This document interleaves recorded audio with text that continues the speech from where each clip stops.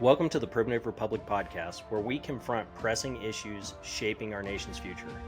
Today we delve into a pivotal development, the proposed sale of vast swaths of our public lands in the West.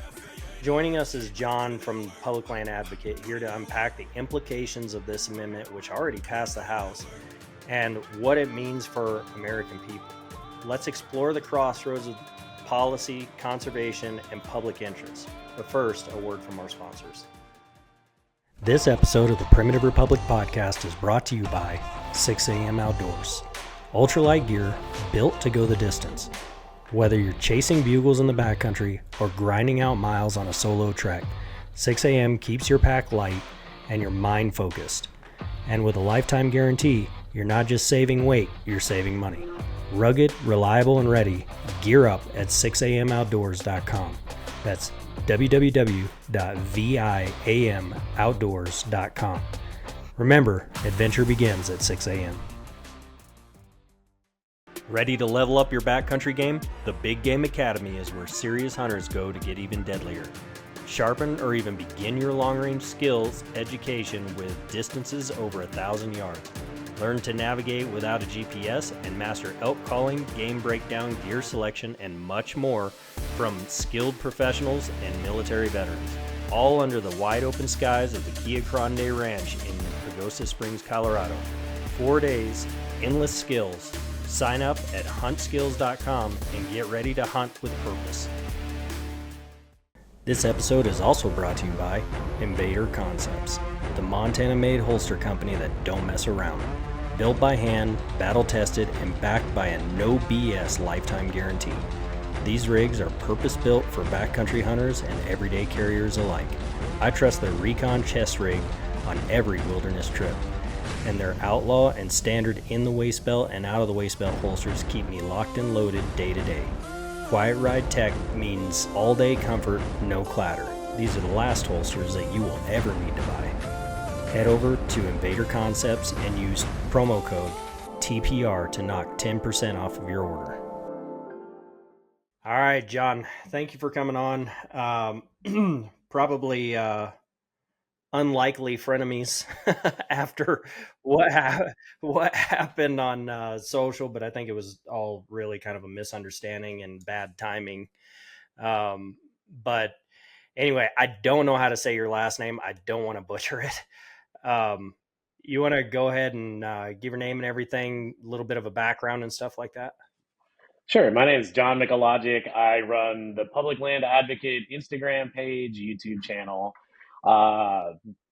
Basically, I've been fishing and hunting ever since I can remember. Was born in upstate New York, lived all over the United States, and really turned to the advocacy towards public land as I became more of a public land hunter here in the state of Oklahoma, where I live now. And I've always hunted public land, but I think I kind of took it for granted when I was younger because I grew up predominantly in Kansas. And if you're familiar with Kansas, you know they have the walk-in hunting areas, or WIHA. There's tens of thousands, if not more than that, acres of public land in Kansas. And I live in the Wichita area, and you could drive in a 2-hour drive. There's so much public land from there between you and 2 hours that you could just get lost if you wanted to. Then I lived in places like Tennessee and Texas, where public land is sparse and the hunting population is heavy. And I started to realize over the course of my life that if we're not advocating for it, no matter where we live, it's going to go away. And so then I moved to Oklahoma. I'm an educator by trade. I coach a speech and debate team as part of what I do professionally. And I decided I'm going to take all of my argumentative experience that I had there and start advocating for public land. And a lot of people have challenged me to debates. None of them have decided that they want to risk it for the biscuit, so to say.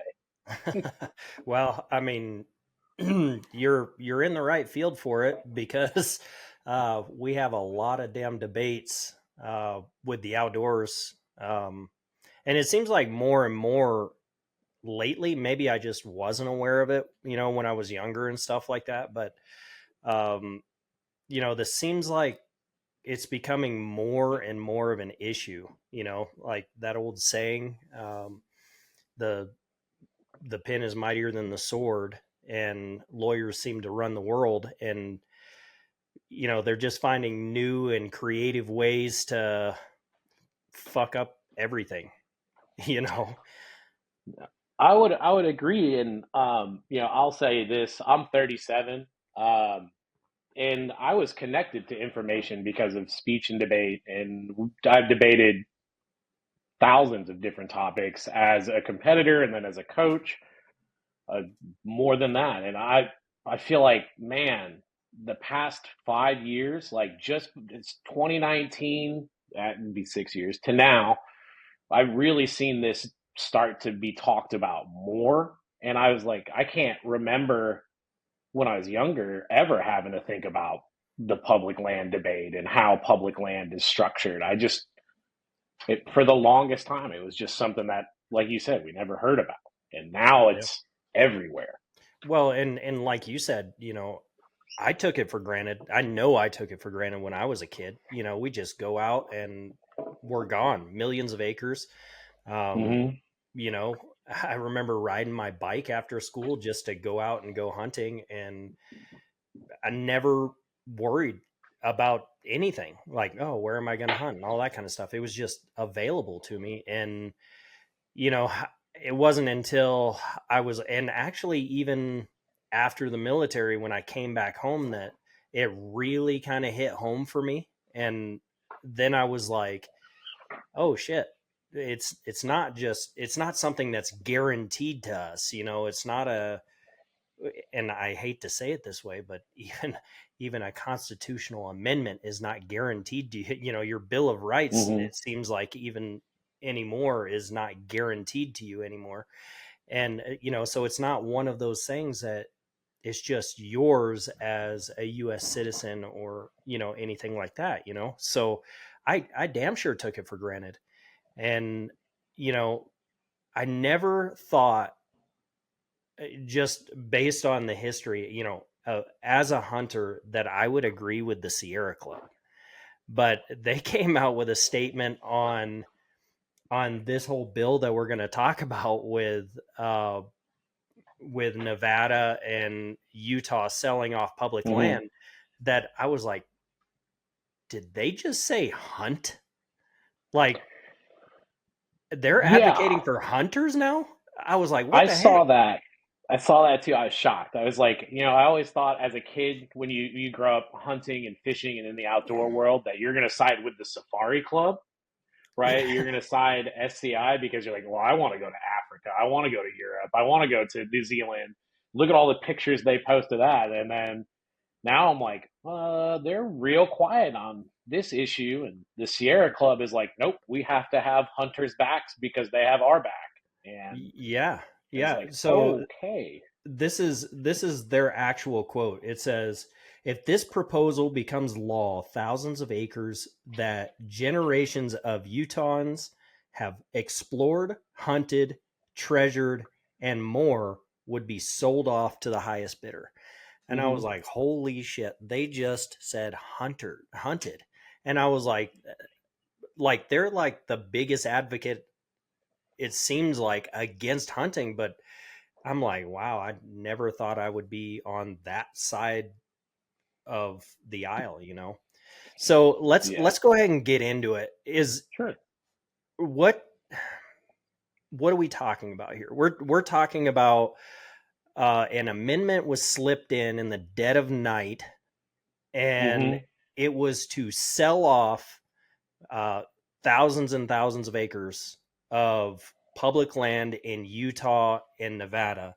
And just Yes. real quick, before we get too far in diving into this, I want to bring this up because it's very, very important. And I think it kind of structures where everything is going from here.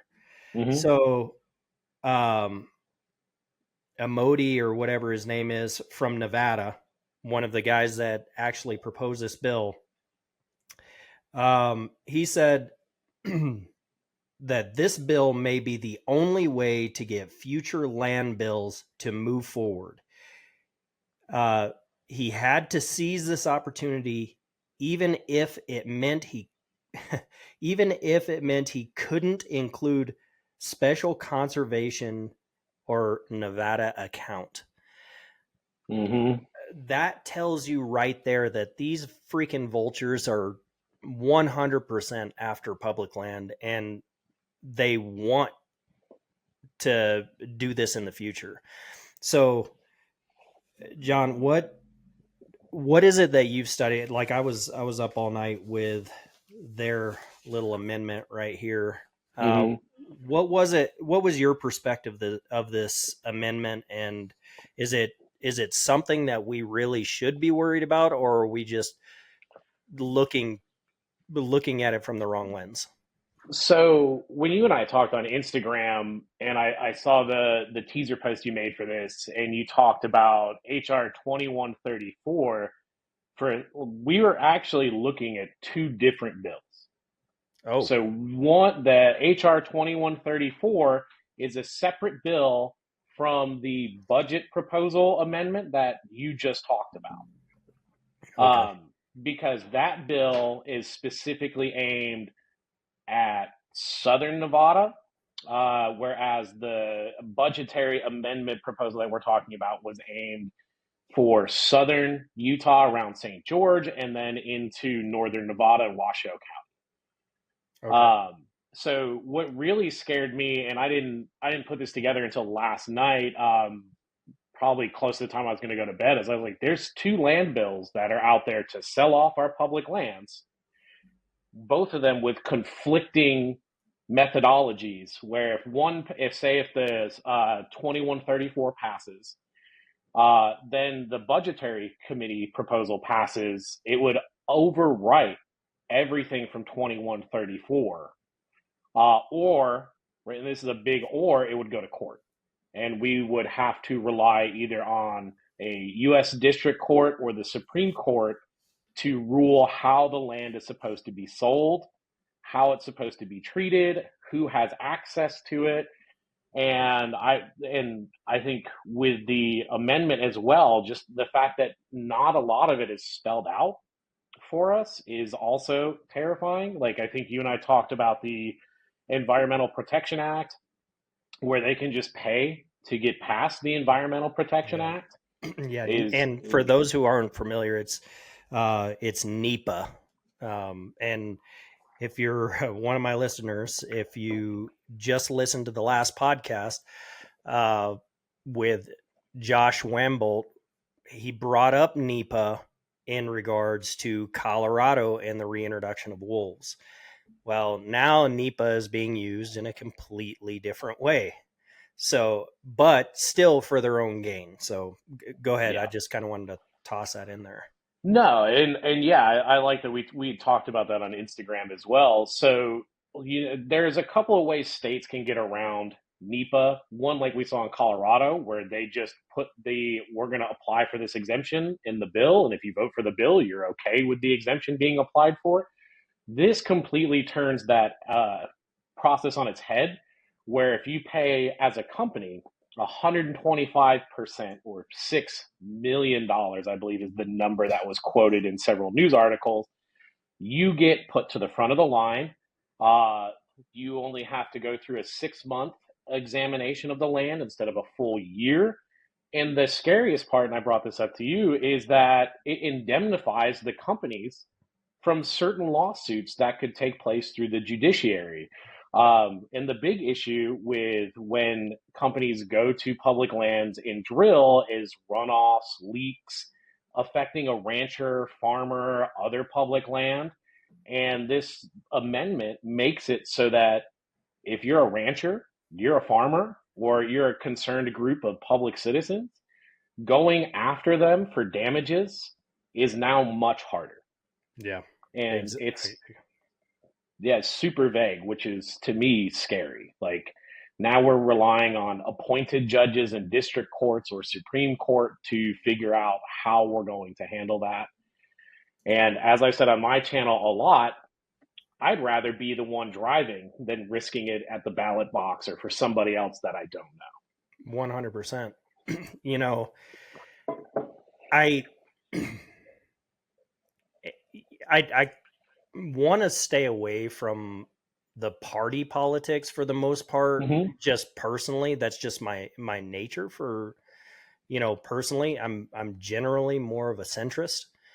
Um, as of more lately, I've fallen more, which I hate to say that because I still traditionally am a centrist. You leave me alone, I'll leave you alone. That's kind of my mantra. And just because of the way society was over the last 4+ years, even my centrist views tended to go more right. And now, it's like, man, you just have to call a spade with this one. And it's like, Republicans, what the fuck are you guys thinking? Yep. And it's I hate that it's not just the national level where we have to ask that question. Like, what made us frenemies and what got us talking is, and I'll be 100% honest, I made a mistake. I was upset at some external factors. And when I had originally saw your post, I was like, I agree with this guy. And then I let like my feelings, because we had to euthanize one of our dogs due to dementia and his degrading health. I woke up and I had a hair across me, and I was like, I'm just gonna swing for the fences. And I was like, as soon as I posted, I saw your response. I was like, damn it, that was somebody I wanted to be nice to. No, So I've got a really thick skin. From the military, I've just got a really thick skin. Sports, athletics, all that kind of mhm. stuff all my life. And then being a personality on the internet, you damn sure better have a thick skin. Oh yeah. So it didn't really bother me. The thing that I found with most posts or comments or something like that is there's always some sort of a common ground, Mm. and that's kind of the way I was trying to approach it.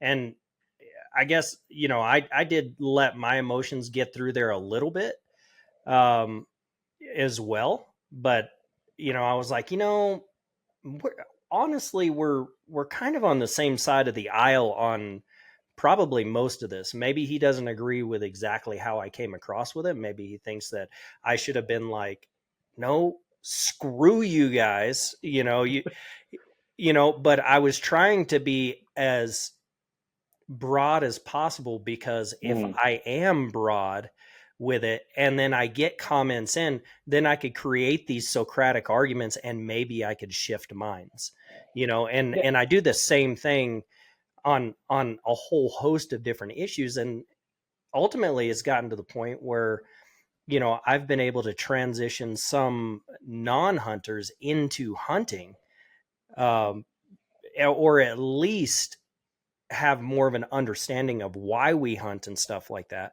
just by trying to be open-minded and stuff like that. So it wasn't Mm. meant to look like, hey, I just really don't care, I'm throwing this out there. It was actually meant as kind of a bait to get somebody to come in. So it kind of worked. Yeah. you know Yeah. Yeah. I took so it. I swallowed. Right. so So. so with um with this bill, or this Hmm. this amendment, so like you had said, we were talking about two different things, and I didn't realize that either. I didn't realize that there was a budget proposal along with this actual amendment. So can you kind Hmm. of walk us through what the particulars are of? Sure. Yeah. So before this budget proposal, and I've got it pulled up on my computer. I'm gonna find the right tab. So we have in March, this first version of this proposal was brought up, and it is the uh, the bill HR 2134, which received almost zero press coverage. So if you were to put that in and you find it from our current Congress, there's nothing that comes up other than congress.gov with the bill. It's 58 pages long, and it's about southern Nevada, particularly getting land to expand Las Vegas and then to codify some trusts with the indigenous peoples in Nevada. Basically setting up that like these trusts are going to be irrevocable and give indigenous people, like we talked about, some more ability for what they can do with the land that the federal government holds in the trust for them. Then Wednesday or Tuesday at midnight, pretty much the 11th hour, Celeste Malloy from Utah and Mark Amodei from Nevada, with zero public scrutiny, zero across the aisle debate, slipped this amendment into the current budget proposal, which, based on some estimates, is either 335,000 acres that could be sold, but it could go up to as much as 1 million public acres. That's crazy. Which is scary because when you look at their public comments publicly, Representative Malloy from Utah said it's only 10,000 acres in Utah, and Amodei said it's only 90,000 acres in Nevada. But the text of the bill that has been leaked through sources like Field and Stream, U.S. News and World Report, and multiple other sources have it that it's somewhere in the neighborhood of between 200 to 500,000 acres, 200,000 to 500,000 acres. Right. And So I was reading through this amendment, and I haven't gotten all the way through it, just to be fully transparent, but I'm about 2/3 the way through it, and so far what I've counted is closer to 500,000 acres.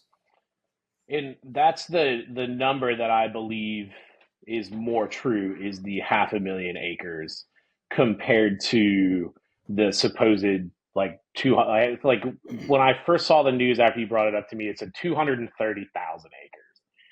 And that was the first initial report, and then it keeps going up. It's not gotten smaller. It's just more. And I'm for the fact that like we don't have the government. I don't want to kind of like be careful of how I put this.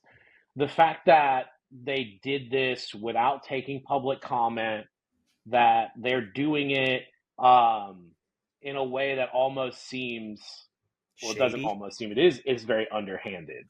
Yeah. I'm afraid as an advocate for public lands that we're not going to know the true number until this gets voted on for Well, this amendment. yeah, I kind of felt the same way. You know what was that old say? I think it was Pelosi that said this. Well, you have to vote on it to know what's in it, you know? Mm-hmm. And it's like, you guys, you wouldn't go out and buy a house and just sign the documents before you read everything. So why are you doing that with our future and our kids' future and our kids' kids' future? So You know? I remember your Pelosi quote, and then I forget which Republican. Like, so we can, because this quotes came from both sides of the aisle. Well, the bill's 800 pages. Do you expect me to read that? Yeah, And I'm like, exactly. yeah, yes, I do. That's I your do job. expect you to read it. Yeah. Hey, man, you work 160 days a year and make $125,000. I'm not that good at math, but 160 is well below half the year. And you Yeah. make way more money than I do, and you can't read 800 pages? Come on. Yeah. And as a side note, the amount, like within the first 100 days, the fact that they've already gone on a break, to me is like, it's the same old business. I mean, there's so many things that they could have done within those 100 days. Now I'm like, is it all just for optics? I mean, what the hell are you guys thinking? But that's just a side point. So I Yeah. did see in here, and this was, and I don't remember exactly where it is now, in this amendment, where it actually says in this amendment that they can spec it out for affordable housing. So that's what Amodi is making his selling point on. Is he said there's not enough affordable housing in northern Nevada because the federal lands make it so there's no affordable housing. So he's done a very good job optically of pointing fingers at the federal government and saying the reason we can't build more houses here and the reason we're building more apartments is because we just don't have the acreage to put in new subdivisions. And for those of you who aren't familiar with the state of Nevada, 70% of the state of Nevada is owned by the federal government. In terms of federally owned lands, either through BLM or other agencies as a part of it, which is it's a lot because Nevada is a pretty big state. But it's not like they haven't negotiated buybacks and things like that before from a state level to the federal government. Obviously, we've seen the expansion of Las Vegas. We've seen like how the federal government has treated expansion around the airbase in Las Vegas, and then we've also seen Reno continue to grow. So what scares me is that this is how it's being billed to make affordable housing. Right, it's a hot button issue. Houses are more expensive. I know we're looking at buying a house, my fiance and I, as we look at a potential job transition, and we see what they sold for 10 years ago, and you see what they're selling for now. You're like, oh, okay, that's expensive. But it's also in that bill, right, is energy leases. Yeah. Yeah. I And also saw that too. yeah, so it could go to affordable housing, or we could have energy leases.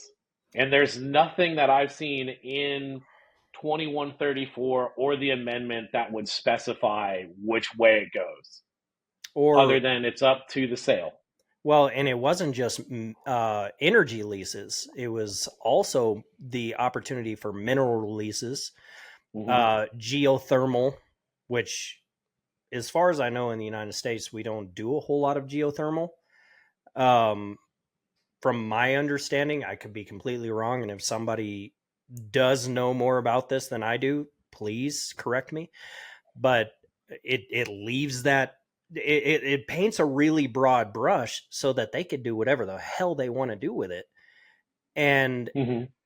it's one of those things that it's like, and I talked, and this episode is actually going to be released today, but I talked Okay. about it with Mark Hall of Blood Origins Canada, Okay. and he was talking about just the overall impacts that humans have on the landscape and how it actually affects wildlife. We wouldn't necessarily think that because we cleared a strip of land to put a pipeline through, that it would affect wildlife that much if we put it back to greenery. But Hmm. the fact of the matter is, what ends up happening, or at least what's happening up there, is in in Canada, their caribou is completely getting thrashed in that area because the wolves, they don't want to run through the dense forest, so they're using these pipelines as a highway. And because it's almost a grid system, they're freaking smart, and they split up and they end up trapping caribou in certain areas, and then they're like, oh well, they're on this little checkerboard piece. So they've become a lot more efficient hunters. So something that we have done to clear land, and not clearing a whole bunch of land, but just a strip, has broader impacts down the line. So for us, with, let's say, mineral leasing, or, mining, energy production, stuff like that, can play a broad impact down the line. And Mm-hmm. that is what concerns me with something like that. I completely understand that we are trillions and trillions of dollars in debt, and we've got to do something about it. I completely understand that. But do we ruin our future to save our now? I have to side with Teddy Roosevelt on this, is that like our public lands are the ecological inheritance of every man, woman, and child in the United States, and that we should do everything we can to protect them. Do I think that we always do that the best way? Critically, no, right? Like I think we've seen where California, the western states, like wildfires due to public land protection have gotten out of control. So, do we need to have broader discussions about how we protect public lands? Most certainly. Do we need to create legislation that removes checks, balances, and regulations to get onto those public lands because we really don't know what's happening with the ecology after we are there? Because the Canada example you brought up is a perfect one for the unintended consequence. Right? I Right. think the answer is no. Like we need to be smart about our now so we can have a smarter, more intelligent future. And like, I'll be honest, I live in Oklahoma. I lived in Kansas. Um, I can tell you that the corridor where there are windmills, we see significantly less ducks and less geese killed in those Yeah. areas. Now you get to either side of those, and like I've seen the duck hunting as they built more windmills here where I live in the northeastern side of Oklahoma has skyrocketed in terms of the number of species and the number of ducks that we see every year. And then, I talk to my friends who still hunt around the Wichita area, and they're like, if you're in that windmill corridor, it's like you'll get birds who are older, but you don't see a lot of the young birds coming through because they'll skirt around to the side. So, while we thought we understood the long term ecological impacts of windmills, we're still seeing 20 years later what's happening. Yeah. And So with that, with this sale and this amendment, and I'm perfectly okay with putting on my tinfoil hat. Um, who are the real beneficiaries of this sale? ah, okay. So I did the research on this because, like, I like to know who's paying Mm-hmm. who's got their hand in whose pocket, and we got a couple of beneficiaries that have donated a lot of money for this, especially to these two individuals, where all the people that I'm going to go through for both Celeste Malloy and Mark Amodei, these were their one of, if not multiple of their top 5 campaign contributors for their most recent election. And remember, both of them were reelected in 2024. So for Celeste Malloy, one of her biggest campaign contributors was the National Association of Home Builders. That explains Um, the affordable housing. yep, it does. Also, Amodei, National Association of Home Builders.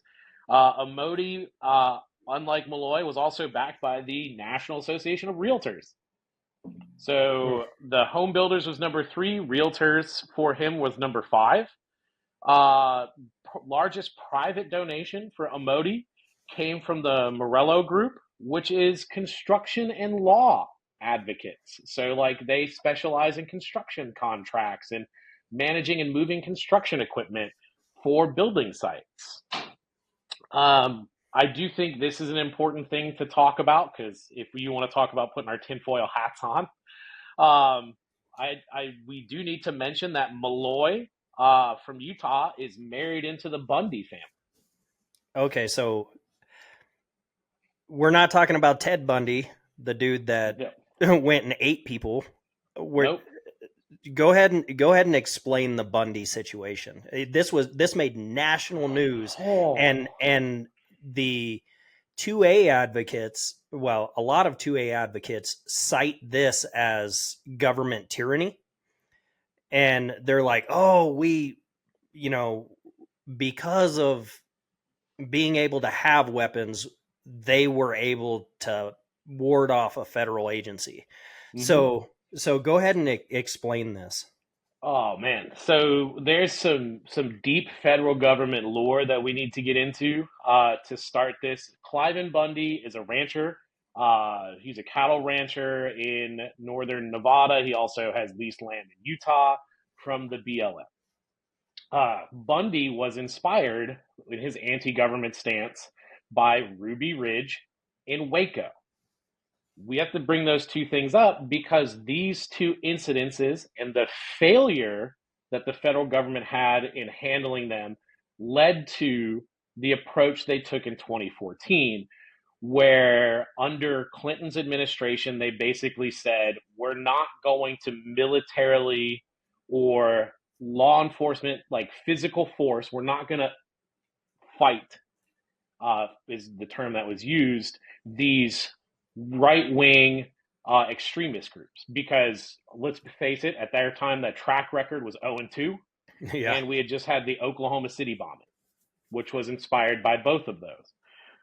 So it's important to note with the Oklahoma City bombing, when they arrested Timothy McVeigh, they strove to make it more peaceful to not create another incident. Cliven Bundy witnesses these incidents, says, I don't want to deal with the federal government. This is public land, it's public property. And right now, I feel like you and I are like, yeah, you're right, it is public land, it is public property. Except when we look at the per animal unit for the grazing leases that he had, it's $18.35 cheaper to graze on BLM land per animal unit than it is on private land. So it costs like $1.85 per animal Wow. unit acre on BLM land. So Bundy goes, I'm going to put my cattle there. So he does this for 10 years, Yeah, I was give going to or say, take. I Like, want to say it was close to a decade or something like that, yeah. wasn't it?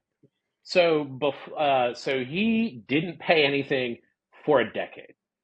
They assessed that he owed over $1 million in back due grazing fees for the BLM land.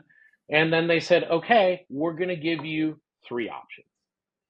Number one, pay the money, right? We know you have the money. We could see what you have paid the IRS.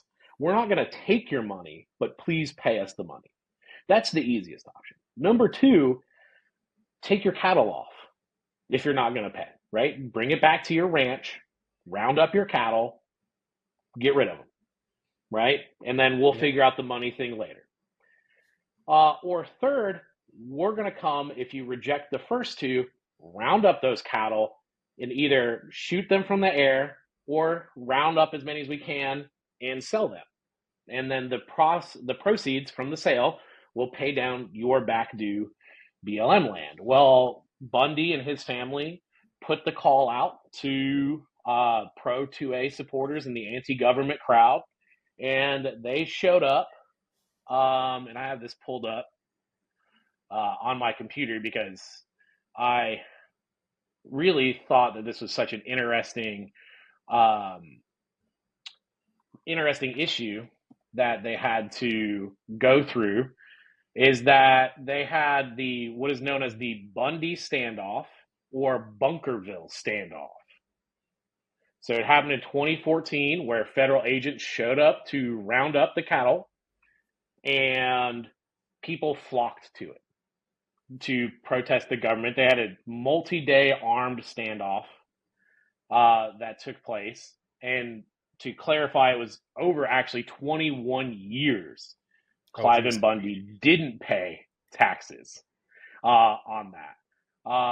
It was about 145,000 acres of federal land in Clark County, Nevada, which this is important for the current bill because one of the biggest areas impacted aside from Washoe County is Clark County. Um, and this is like what you said about our tinfoil hats. You could really snug these down. Um, Here is because he basically, after almost a month or a little more of a standoff, ended peacefully. Right, it ended peacefully. The federal government backed down. The people who supported him, and I don't want to say extremists because part of me is like, yeah, it's public land. Like We should have access to it. We should take care of it. We should contribute to it equally. Do I think it's right that he wasn't paying? Yes and no, right? But so that's a big issue that surrounds where this land in this bill is going, but also because one of his biggest supporting groups, the National Cattlemen's Beef Association, was one of Malloy's biggest campaign contributors for this 2024 election. And so to me, I found it very interesting that the land that they're looking to sell off is land that is still affected under this dispute by the Bundy family. So how does that benefit the Bundy family by selling this off? There's a couple of ways that potentially it could. They could buy it, and then they would not owe, according to one of the opinions I saw, and right, like we'll take opinions with a grain of salt, that would cancel out the debts they owe to the BLM if the BLM doesn't own the land anymore. And I don't know how that's going to work. I'm not a land lawyer. I'm not a legal expert. Two, it can terminate BLM grazing leases for that land, which would mean until new leases are set up, he's not going to incur any more penalties. Because he still has, last I read, 500 head of cattle, 500 heifers, and on that land. So, you know, he still has them on the land and hasn't paid. Nope. Wow. So there's a lot of ways that it can shake out for her family, where they either get out from under that tax burden, the tax burden itself is negated, or they get to negotiate and dictate the terms of new leases, which is why very quietly into that bill was inserted agricultural leases. Okay. So I had also heard, and I don't remember if it was from you or who it exactly was from, but somebody said that one of these representatives was married to one of the family members of the Bundy family. Yep. That is Celeste Malloy is married into the Bundy family. Wow. So I did have her Wikipedia pulled up. No, I still do have it pulled up. She is married to, let me find it real quick. Yeah, she is married to, she's the niece of marriage, or niece by marriage to Cliven Bundy, and she was the cousin of Eamon Bundy, which was part of the Bundy and Bunkerville standoff. So she's by marriage connected to the Bundy family. I would say that's more than a coincidence. Yeah, it's like what, like I hate to like derail the topic. It's like what you and I talked about with Oklahoma, right? Like all these politicians are passing land and then exempting, or not land, but passing bills and then finding ways to exempt their businesses from it. Yeah, exactly. Like, this is just now something that affects almost 500,000 acres and every person in the United States. Yeah, exactly. Well, so what are the broader impacts of this? Because from what I see, just knowing what little I know about the legal system, it seems like this provides exactly what Amodi says. It provides a pathway for them to do this in other places. And there's been several states that have talked about trying to figure out how to sell off federal and state lands. And actually, we just had it. It was just proposed up here in Montana to sell off land. I saw that.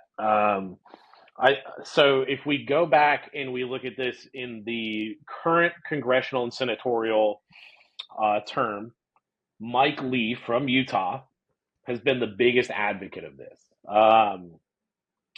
Actually, his challenge that went to the Supreme Court to have the land deeded back to the states was kicked back because there was they just like basically rendered a not at this time decision, which doesn't mean that they're not going to potentially hear the case, but that the case has to progress through your district court level to get to the Supreme Court. And then they have to re-petition after it's gone through all of this to get to the Supreme Court to rule on how federal land can be disposed.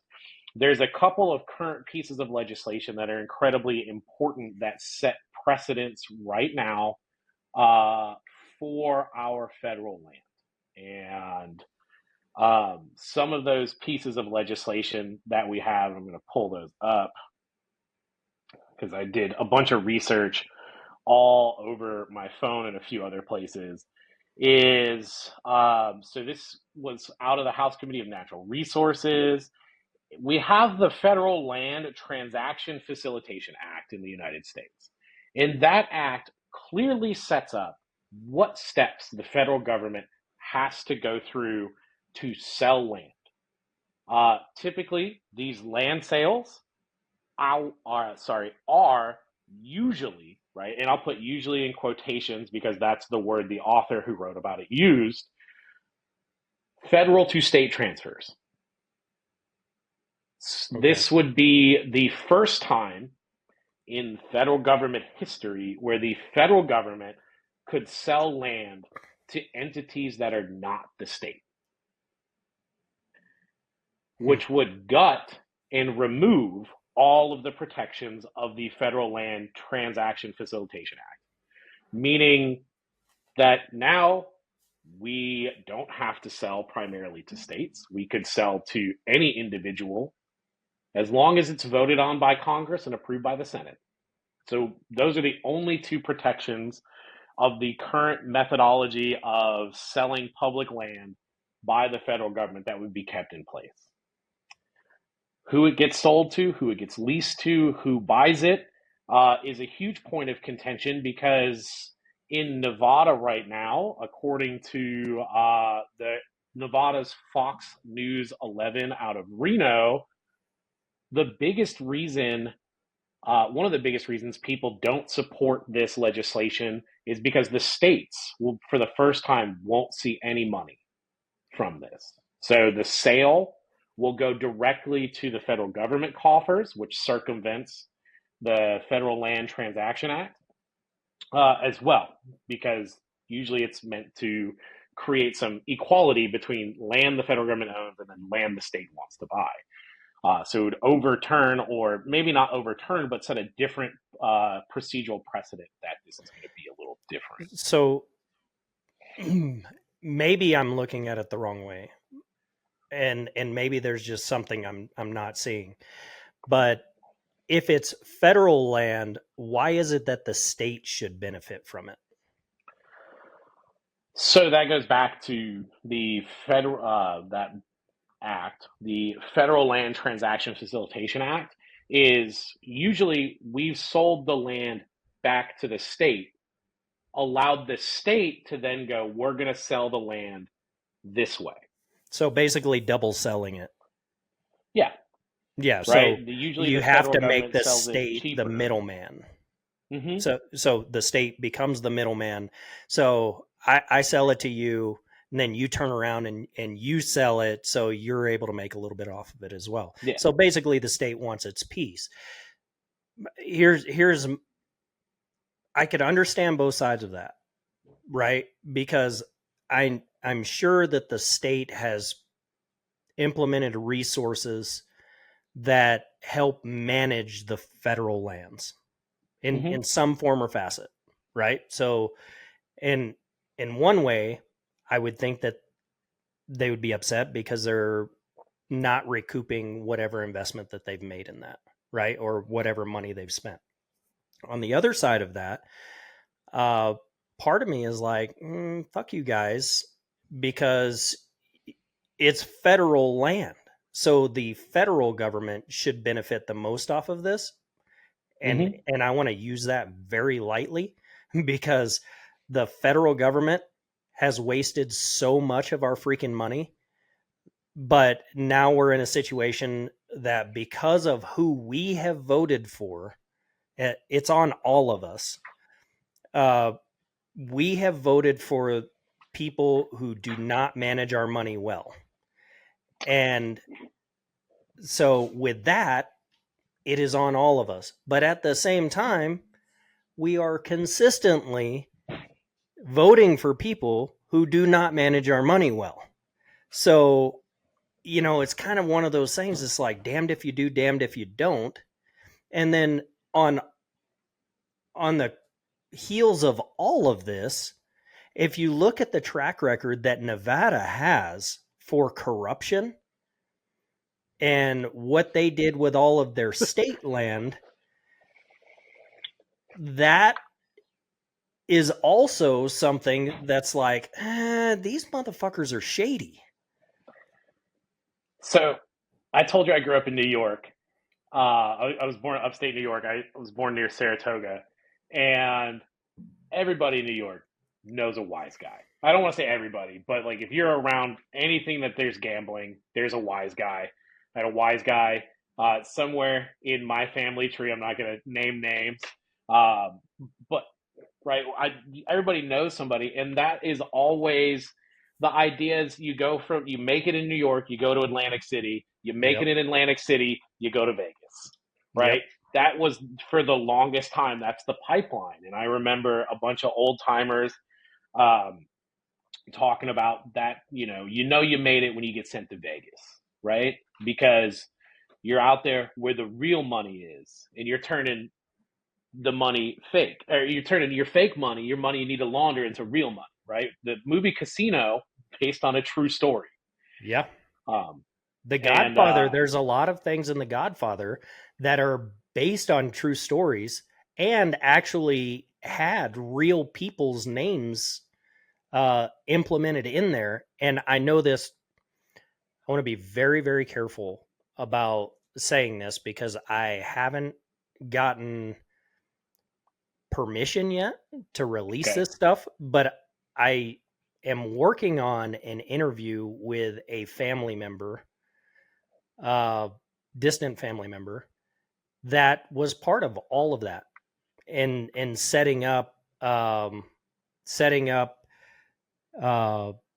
Vegas and the Strip, and working in Cuba and all of that stuff. And so he's one of the last remaining people that saw this firsthand. And so I want to be very careful about what I'm saying here, but I can tell you this shit wasn't conspiracy. These movies were made off of real things that happened. They might have twisted some things, and maybe some things didn't quite happen exactly how they said, but this was real shit. Yeah. I like the whole idea of Nevada as it became conceptualized as a state, and the reason that some of the things that are legal in Nevada that are not legal anywhere else in the United States. And if you have to ask as a listener, probably put that one into Google on safe search. Yeah. Was because that was always a place to send sin. If you look at it from a traditional standpoint, there were a lot of mines, there were a lot of single men, and there was a lot of gambling. There was a lot of rowdy activity. And when the mob got into it in the 1930s, it became one of the most corrupt places on the planet. And it's no surprise to me that if we go back to look at who's backing some of this, Amodi has received over $200,000 from casinos. Go figure. And I always think, and I always look at the stuff that happens in Oklahoma, where we have gaming in Oklahoma through the Indigenous peoples, and we constantly talk about negotiating our gaming compacts. Nevada, if you need money to buy land, why are you not trying to tax the billions and billions of dollars casinos bring in every year? Yeah. Not saying it's because the mob is there, but I'm not saying we're too far off the mark in terms of where or who's running things and who's doing things. Well, and let's look at this. One of the best ways to hide money legally. Okay, so you've got gambling. That's Mm-hmm. probably the best way.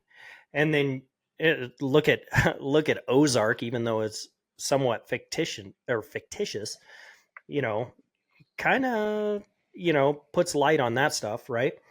And then you've got real estate and you've got construction. All of those are amazing ways. And all of those are backing these candidates. Or well, not candidates, Mm-hmm. these people. Mm-hmm. And I think it's important to not just say a little bit. Like the donations that were made to these candidates are more than double the median single person income in the United States, which right now is about 35.5, right? So we're talking you could work for 2 years as the average person in America and still not donate to one person the amount of money that these organizations have pushed into these two candidates. Each. Each, yeah, yeah, each is a very important word there. There's also some other, and I think we should talk about this too. There's a few things that Nevada's doing to help Indigenous people that will be overturned by this. Okay. Yeah, definitely. So, so right now, Nevada is looking at the Truckee Meadow land bill and the Jackie Rosen land bill. Both of these are to strengthen federal government and Nevada trusts with Indigenous people to allow Indigenous peoples to both expand, so build houses, to protect certain areas, so to create environmental protections for those areas that are deemed important to the Indigenous groups that are there, and then to give them the ability to negotiate leases across a variety of different areas. So it could be agricultural, it could be energy, it could be mining, it could be housing, it could be the laundry list of these land bills is huge. And it's, to me at least, enough interesting to note that these land bills were put up and a Modi stands in opposition to these land bills. And as they gain traction uh, in Nevada and as they become law, the person who stood in opposition to them is now proposing a federal amendment to this bill that would overturn those. Yeah. One of the big questions that I have too is anytime something like this is slipped in the dead of night, Mm-hmm. it makes me wonder why. And on top of that, one, I'm very much an advocate of single issue bills. I Mm-hmm. absolutely hate that they just throw a bunch of fat in there. So it kind of makes me wonder, and I haven't looked into all of what the budget proposal was, but it makes me wonder, you know, was this something that was just slipped in there, or was it an intentional thing to actually help the budget? Because from what I'm reading, they're estimating like $18 billion in gains, which is, to me, that's a drop in the bucket. Like, is it really worth it? So I brought that figure up to you. It's allegedly $18.5 billion in expenditures companies would save, right? So this is saving companies money. Okay, like I I understand that. But when you put this amendment when they put this amendment in, they didn't allow the public comment and they didn't project how much we were going to make. Right. Yeah. And that to me, them relying on this idea that if we save a company or multiple companies $18.5 billion, then that's enough to justify an unknown tax return from us. And because the whole genesis for this bill is to offset the tax cuts that were just passed. They're like, we're going to save money. We're going to build affordable housing. Oh, but it's also been described by several people on both sides of the aisle as part of the drill baby drill, which to me is, why didn't you release this for public comment? Mm-hmm. Why did you put out 2134 in March when you, and then to just walk over it with this bill? Yeah. Like I have a lot of questions, and I got very frustrated last night when I was researching this. And I like to think I'm a pretty good researcher. I was very frustrated because I couldn't find anyone who quoted any text of this. And I sent you the Field and Stream article on Instagram.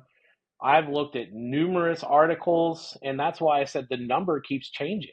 Like, at first, it was supposed to be almost 100,000 acres. If you listen to Emoti and Malloy talk, now it's up to 500,000. And it's 4 days later, and we don't have a text of this amendment that is out there. They have not published this because they removed it from public comment. And Why? I don't, yeah, exactly. Why? Why are we not able to talk about this? Why are we not able to read the full text of this bill? Why is the only thing we hear about this that the bill itself is going to only go for housing, when clearly that's not the case? Right? It's going to go to energy leases, mining, environmental, agriculture, housing. Why do we not have a projected amount of tax burden that this is going to offset? Right? Why is the only number we have about businesses? And I mean, I think these are all questions we need to ask. And one of the few people who spoke out against this so far that I found was Kansas Senator Jerry Moran, basically saying that, like, if we don't get more people to work for the Army Corps of Engineers, if we don't get more people to work for federal land management groups, then this becomes the only option that we're going to start to sell land because we can't take care of it. Yeah. And he was concerned that this bill would lead to a land rush of bill sales in every state, especially because in Kansas, they have a lot of Army Corps of Engineer land. Oklahoma, we have a lot of Army Corps of Engineer land. He was very concerned about the impact of that. And for us to do research and to dive into this for hours and find that it's a mix of local dissent and everyone else in Washington is tight-lipped to a certain extent about what's happening, is enough to make me say that we, regardless of what side of the aisle you're on, right? I don't think this is a Democrat or a Republican issue. I think this is an our future issue. Yeah. Well, I would say it's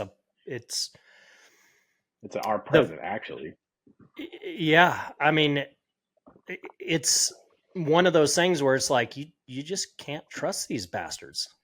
Like, I mean, they're all out for themselves or for somebody else, one of their donors, which ends up being back to themselves. They don't give a crap about us. They just kind of slide it in, and they make it sound like they care about, low income people, and we want everybody to be happy and healthy and, prosperous and stuff like that. They say that, but then they get in there and they're not doing any of the shit that they say they're going to do. And then they undermine everything that they say they're going to do by pushing bills like this. Mm-hmm. It's really frustrating. Yeah, I mean, I concur 100%.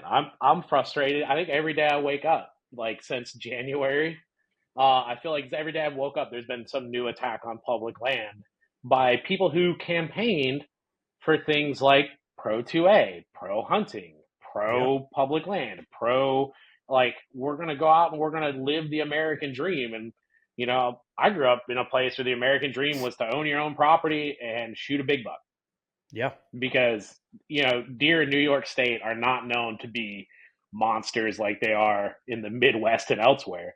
A big 140-inch 8-point in New York, you had a trophy at Yeah. the point in time in which I lived there. I still think that's a trophy. I shot my share of deer that are much smaller than that, and been just as happy with all of them. And it's like, well, where do we go do that now? Yeah. And I hate to draw a parallel for some of this with what's happening in Oklahoma, but it's almost like all these people who campaigned for pro hunting, pro 2A, pro like the glory days of I'm gonna load the Cadillac up with my brand new semi-automatic Browning and I'm gonna go shoot a big buck in the mountains. Now want to sell you that same dream on their property Yeah. because like if we lose this acreage, we're losing bighorn sheep habitat, which I don't know That's a about huge thing you. right now. That's Yeah. a really big thing. I mean, up here in Montana, we one of our bighorn sheep tags was basically just killed because there weren't enough sheep. Mm-hmm. They like I'd read they about that. literally, yeah, they literally just killed it. Bighorn sheep are, out of all of the animals that get hunted, I think that they are suffering the most, uh, out of all of them, just because they're so susceptible to disease and habitat loss and predators and all kinds of stuff like that. Mm-hmm. They're really, really suffering. And so now you're talking about taking up more property. you know Mm-hmm. it doesn't make sense to me. But you said something earlier when you were talking about the drill baby drill, and Mm-hmm. when we were on Instagram, you were going over a little bit of you know the oil industry information. Can you expand on Sure. that? Like, Okay. I can give you what I know to the best of the knowledge that I that researched. American oil production is tenuous, right? We're a part of the oil producing and exporting countries, which is OPEC. We produce probably some of in the Western Hemisphere, we produce the most oil that can be converted and refined into gasoline, diesel, products that we need. Um, However, due to the costs of permits, building new wells, getting facilities out there, and drilling, we need the price of oil to stay above $56 a barrel in the United States so that we can be profitable. Um, Due to a reaction to decisions that are being made in Washington, OPEC has decided in June they're going to bump up to 400,000 barrels a day, which last time this happened, it tanked the price of oil below $56, which is when we saw a bunch of mass layoffs in Texas and Oklahoma and all the other pipeline and production states as well. We also saw shutting down of offshore rigs because we lost our ability to be economically viable. Part of the argument that's made for the bill that we're talking about is that if we have more oil, more pumps, we make it cheaper.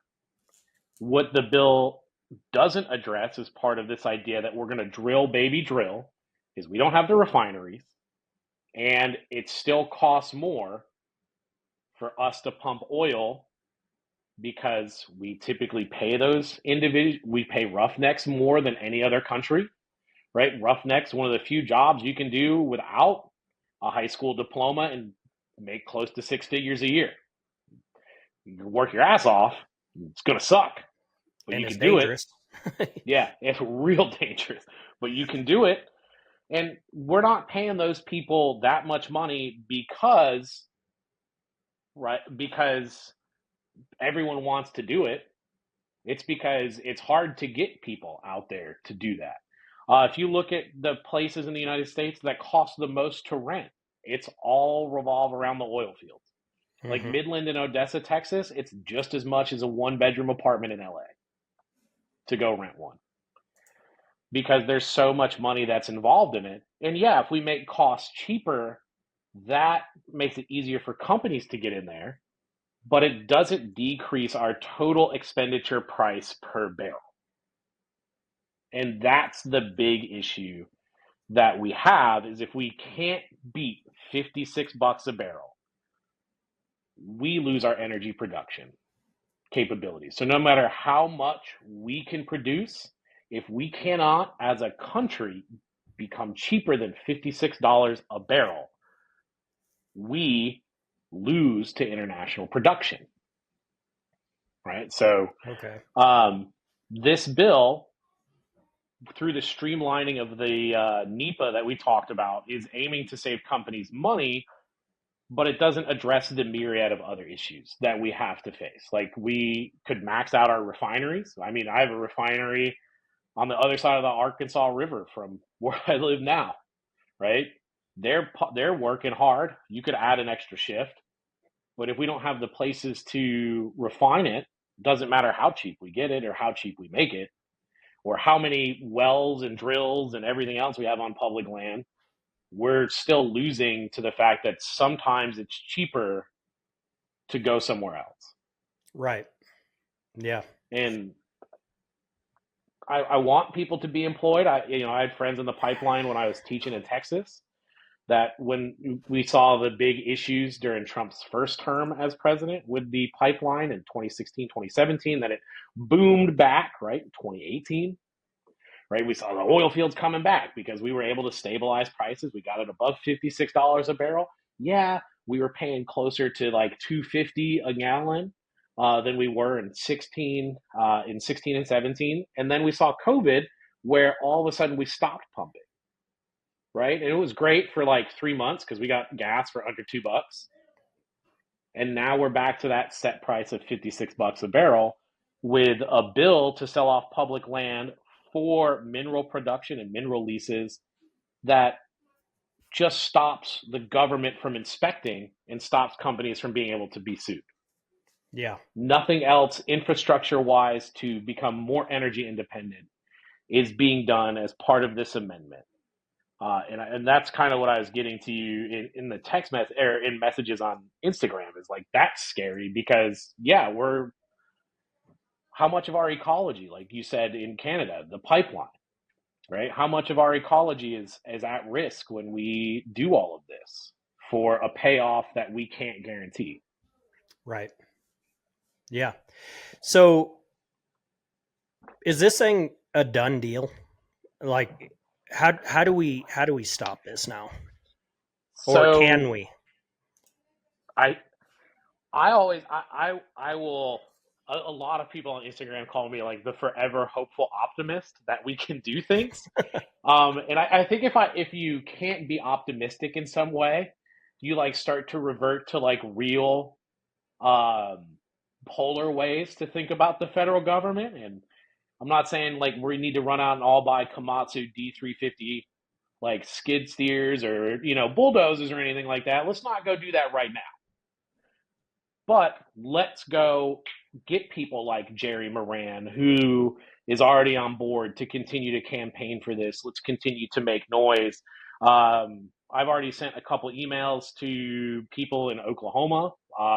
My representatives on both sides of the aisle, both who I'm sure hate me at this point in time because it is like a weekly thing that I am in their inbox or leaving a phone message to them about how I am upset about certain things with public land and the way things are being handled. And I think we have to get out there. We have to make people aware. And one thing that I do like is I feel most of us in the outdoor community, in some way, got something out about this like very quickly. You had like Meat Eater, you had Field and Stream, you had no, not Ducks Unlimited, not Delta Waterfowl, I think Pheasants Forever, I think Outdoor Life yeah, has Outdoor something. Life. I was going to say, I thought I saw something from Outdoor Life too. So they had something on this, but like we need some of those bigger organizations too, like the Rocky Mountain Elk Foundation, to jump on board. I have my own beef with them because I think they could be louder, but I also understand that because of their tax uh, classification, that they're limited to what they can do. But I think like, hey man, put it in an email to your members, send that out. Yeah. Send this out to your members. Like, yeah, I know I don't think about Nevada as like I'm going to go out there and shoot a pile of ducks. Right? I love to duck hunt. Duck and deer are my favorite things to hunt, and I don't think of Nevada as a big duck hunting state. But you know what is a big duck hunting state? Not a lot of people think about Arizona, Hmm. I right? didn't Like know that. Arizona, Southern California. A lot of those ducks that come there pass through Nevada in some way, shape, or form. Right? Lake Tahoe is a huge waterfowl, not to go waterfowl hunting, but it draws a lot of waterfowl in.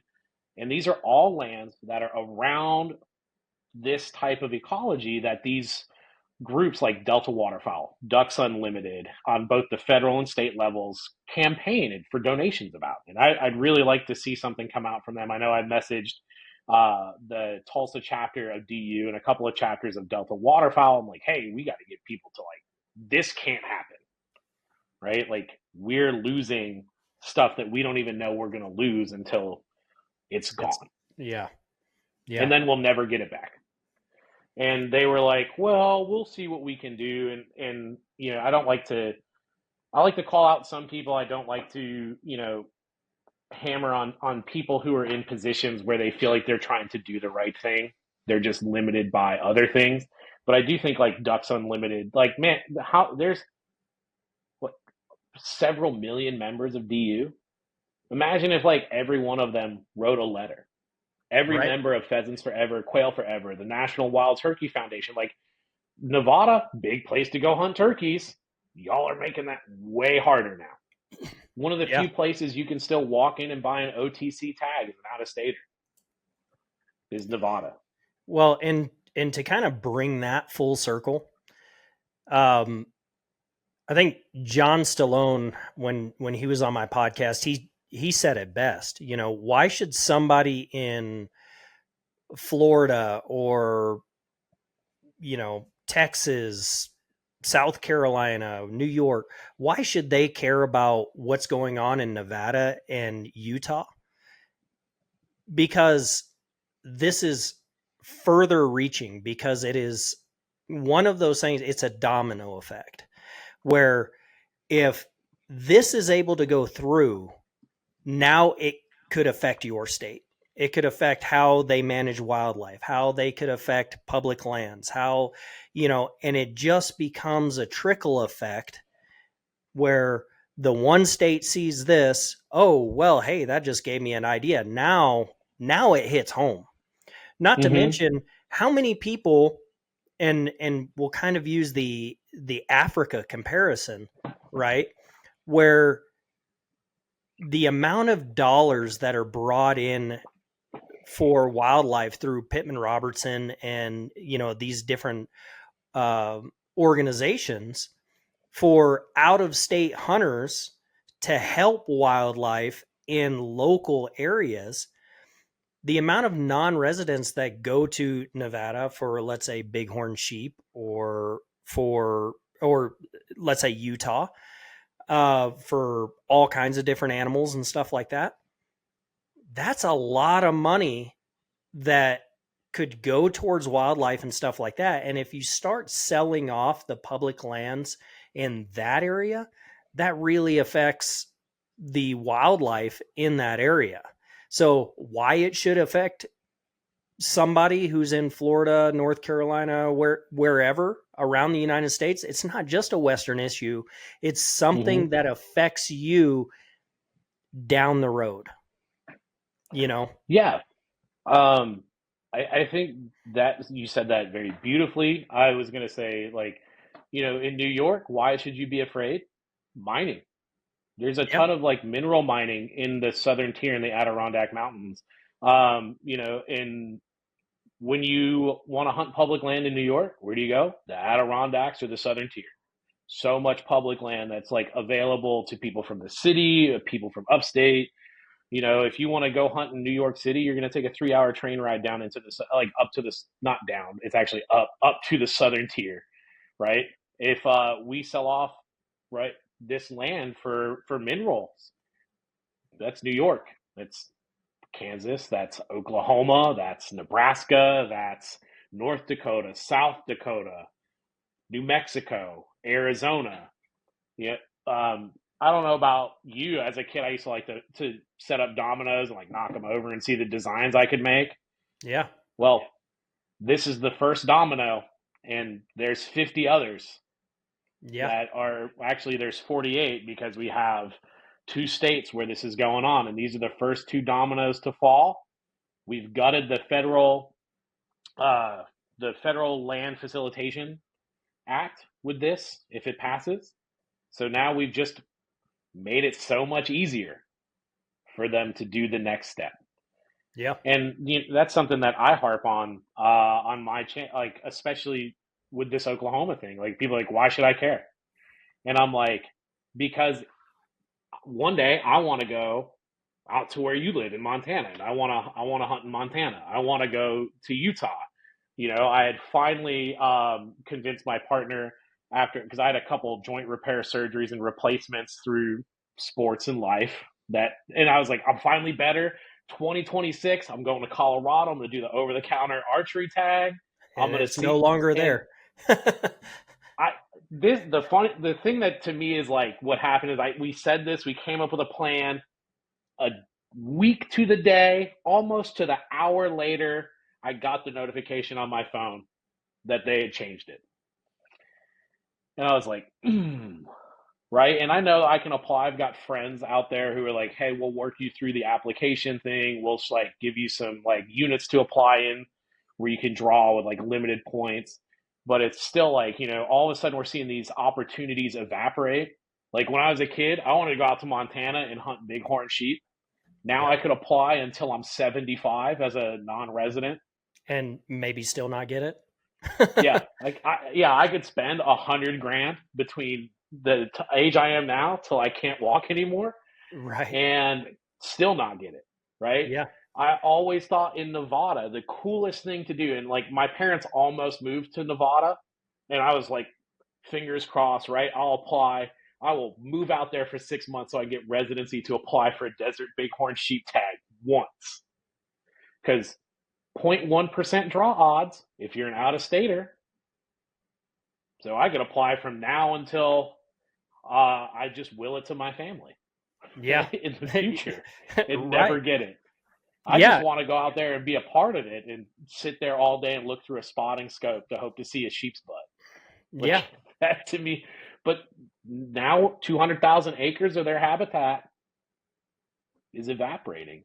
So Yeah. now that dream goes from 0.1% to effectively zero as we continue to change this. And, I know I'm not the only hunter that wants to travel, wants to go do different things, wants to see the rest of the United States. And as these laws come up at the federal level with this one and at different state levels, all we're doing is making people have to either shell out an incredible amount of money to live a dream, right? There's no more Fred Bear where I'm going to get in my conversion van and lay the back seat down into a bed and go bow hunt as many states as I can in the same year Yeah. because you can buy over the counter elk, bear, moose tags in certain places. Now I'm going to spend a lot of money and cross my fingers Yeah. or, hopefully there's a boat ramp there next year. Or hopefully this piece of property is not gated and locked with a no trespassing because we're not paying for it to be maintained anymore. And all Yeah. of these little things add up to these decisions made on the federal government level where it's like, oh, you're not there, they're not there. Why don't we just sell it? And I think too, what we should do, and I connected to a couple bird watching groups because one of my coworkers' spouses does bird watching.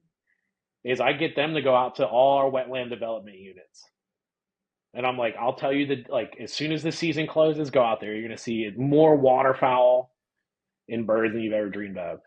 And they're like, well, why are you doing this? And it's because I'm like, this public land's for all of us. Yeah. It's not just that I want to go hunt. Like, I want to see it. I've hiked Colorado extensively when I was in Boy Scouts. All of that was on public land. There's so many places that, like, I have little X's on maps that I want to go because it's public land. Like, I think the Surprise Mountains in Arizona, which have been brought up to say, hey, this could be something that's gone in the future, especially with mineral rights, because there's still a ton of gold in them there hills, Yeah. right? I want to go see the Surprise Mountains, one, because I think haunted stuff is cool, but because like every picture you see of Phoenix with the mountains in the background, who doesn't want to go play in the mountains, right? I'll probably do it when it's cold so I don't have to deal with snakes, but still want to go. Yeah. Well, let's wrap this thing up, but Yeah. What organizations, what can people do in order to not just stop this, but to support future public land advocacy? Oh, we're gonna put on our tinfoil hats for another second because it depends on how you like some of these people and what they do. I think Matt Ranella in the Hunt Quietly movement. I think both of us have some sort of interaction with them in their group, Hunters for Access. So whether you're part of the Hunt Quietly movement or not, um, they did start Hunters for Access, which works with block management up where you live in Montana, Mm-hmm. and they do a lot of WEHA stuff in Kansas. And now that I know that I'm staying in Oklahoma, I'm going to work with them to try to get a chapter in Oklahoma because we have the Oklahoma Land Access Program, which is similar to WEHA, but we need some more stewards that are not connected to politicians. So I think Hunters for Access is a great tool. I think get connected to your state backcountry hunters and anglers. Like the one in Oklahoma, we just built wood duck boxes this past weekend out by Stillwater, Oklahoma. Get connected to your local groups like Delta Waterfowl, especially if they're out there doing stuff. Unfortunately, like where I live in Oklahoma, we're old oil money city, so a lot of our groups are dedicated to fundraising because there's a lot of that old timey money around. But like I get involved with the groups that go do things because I like to go out and I like to meet people. Number two, like after all those groups, like get involved with like Google. Get on your state rep, get on your senator, send them an email. Um, because I would argue more send them a letter because it's harder to ignore, right? Like a physical thing that shows up. And yeah, it costs 36 cents to make a letter, and that's envelope stamp, right? Not including your time. But like how many times like we have our email here on our phone and we just go, Junk, oh, junk, junk. yeah. Oh no, I immediately forgot about what I was doing because I put my phone in my pocket. I closed my computer. So like write that physical letter. Um, one of the things Matt Ranella and I have talked about is like how these organizations that are big, like the National DU, National Delta Waterfowl, RAMF, National Wild Turkey Federation, what they should do is actually send physical letters to your state reps, to your congressmen, and to your senators, because it's so hard to ignore that. So, where can people follow you? Um, I'm on Instagram at the Public Land Advocate. Awesome. So also on YouTube under the Public Land Advocate. I primarily post content on Instagram. I do have a podcast that I'm in the midst of reforming, which is on Spotify. You can check out a couple of our episodes there as well. Again, the Public Land Advocate, where we do, I did several episodes, and then I kind of got busy. I went back to get another degree, so I could, make more money at work, because you can't do all this fun podcasting stuff if you don't have the money to pay your bills. Something right? coming in, yeah. Yeah. So yeah, you guys can follow me there. Feel free to send me a message. If you're in Oklahoma, hit me up. Like, I've had several people I've met from Oklahoma through Instagram. Haven't been serial killed yet, so I think I'm fairly safe. I'm also not easily kidnappable as a big guy, so I think I have that going for me. There we go. All right, man. Well, let's end this thing. I really appreciate you coming on and talking about this, and hopefully it's not the last time. Hopefully we can hit on some other issues at some point too. Yes, sir. Thanks for having me on, Aaron. I appreciate it, my man. All right. Thank you. All right. Yep. It's clear that the decisions that we make on our public lands resonate far beyond their borders. They reflect our values, priorities, and vision for the future. A heartfelt thank you to John and the Public Land Advocate for shedding light on this critical issue. Stay informed, stay engaged, and remember, the stewardship of our public lands is a collective responsibility.